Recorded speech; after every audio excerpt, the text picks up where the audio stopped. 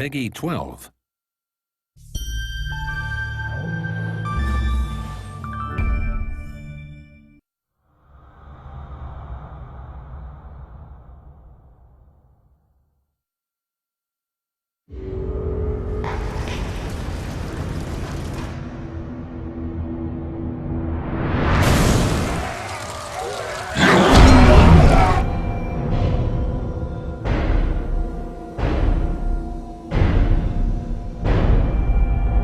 Welcome back to the world of Ashan, the setting of all our Might and Magic games. Let us take you back in time, 400 years before Heroes 5, at the time of the second Blood Moon eclipse. Once again, demons are swarming out of the bowels of Sheol. To repel the invasion, the various nations of Ashan will have to set aside their petty quarrels and unite their forces. The Knights of the Holy Empire and the Necromancers of the Seven Cities will get help from the most unexpected of allies. The orcs. Way back during the first eclipse, the peoples of Ashen were in really bad shape. Demons were pouring out of Sheol and they were being overrun. What they eventually did was they called upon the wizards of the Seven Cities to come up with a solution. And they got this kind of unkosher idea and started injecting demon blood into criminals. These criminals ended up turning into what we now call the orcs. And the orcs were demon bashers.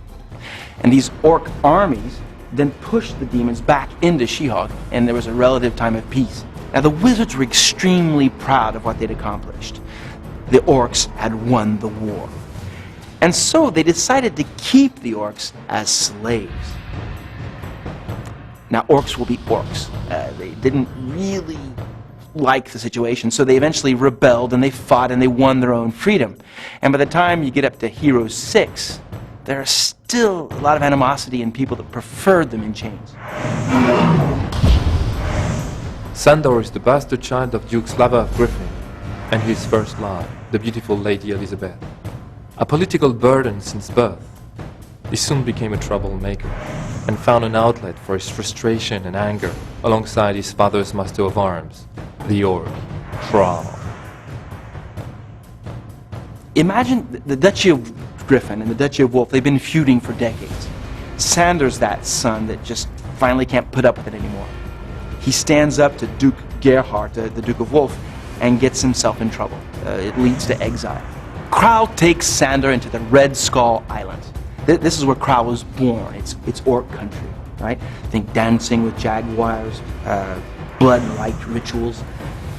Sandor's confronted with everything that it means to be an orc, and he becomes a war chief. He's popular, he amasses a huge horde, a giant army, and goes back into the Holy Empire.